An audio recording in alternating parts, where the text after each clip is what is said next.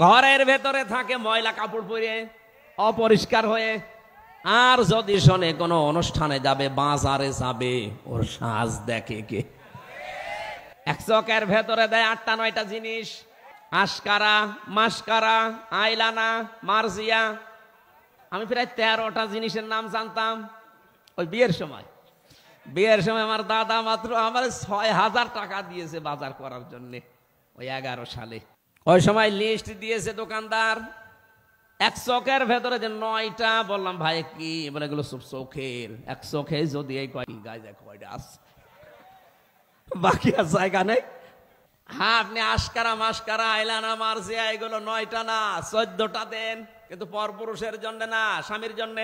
মেয়েরা যারা এসেছেন, সম্মানিতা মা বোনেরা, অনেক ভালোবাসি আপনাদেরকে আমি, খুব ভালো করে শোনেন।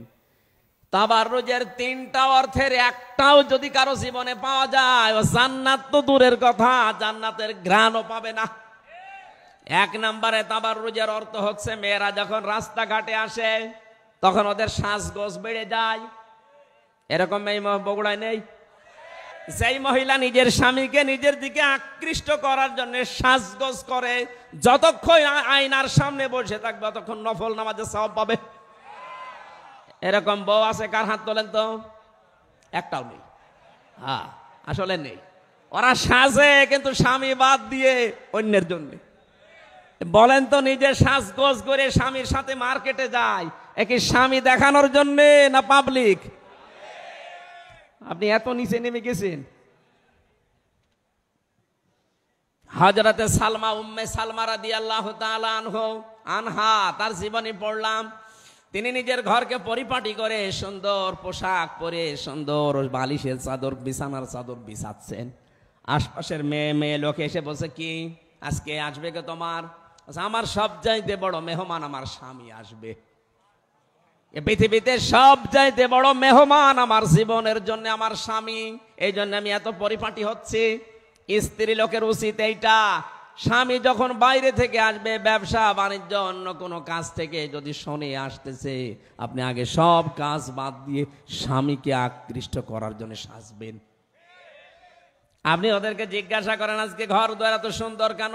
এ সুন্দর পরিপাটি, সুন্দর বিছানা। বলবে, কেন? তুমি জানো না আজকে লোক আসবে?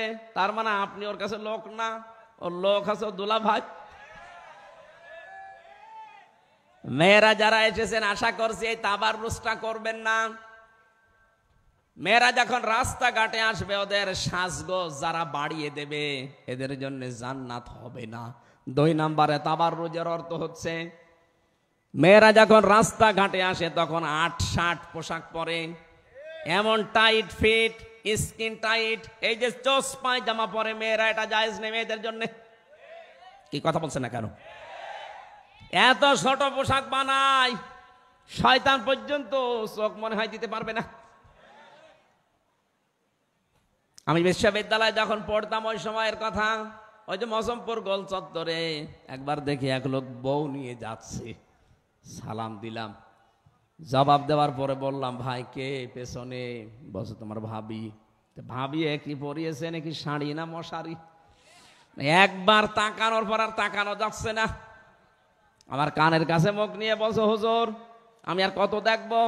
এলাকার মানুষের হক নেই? হক আদায় করে বেড়াচ্ছে। এরকম নিজের বউ সুন্দর, মেয়ে সুন্দর, আপনারটা আপনি দেখেন, মেয়েকে দেখান তার জামাই দিয়ে, লোকজন দিয়ে দেখানো জায়েজ আছে? হ্যাঁ, এটা জায়েজ আছে কুকুরের জন্য আর শুকুরের জন্য। দেখবেন শুকুরের স্বভাব এইটা, কোন অনুষ্ঠানে গেলে নিচে এক জায়গায় বসে থাকে, আর ছেলে মেয়ে বউ যারা আছে সব ছেড়ে দেয় আল্লাহ রাস্তায়। তাহলে যেই মানুষ নিজের স্ত্রী, নিজের মেয়ে, নিজের বেটার বউকে ছেড়ে দেয় পরপুরুষের সাথে, আর নিজে এক জায়গায় বসে গল্প করে, এর চরিত্র আর শুকরের চরিত্র একই।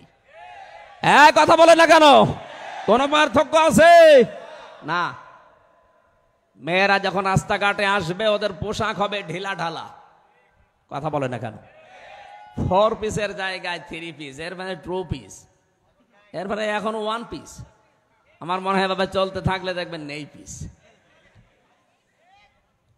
তাবাররুজের 3 নাম্বার অর্থে পেয়েছি, মেয়েরা যখন রাস্তাঘাটে আসে তখন মাজা হেলে দুলে চলে, এটা জায়েজ নেই মেয়েদের জন্য।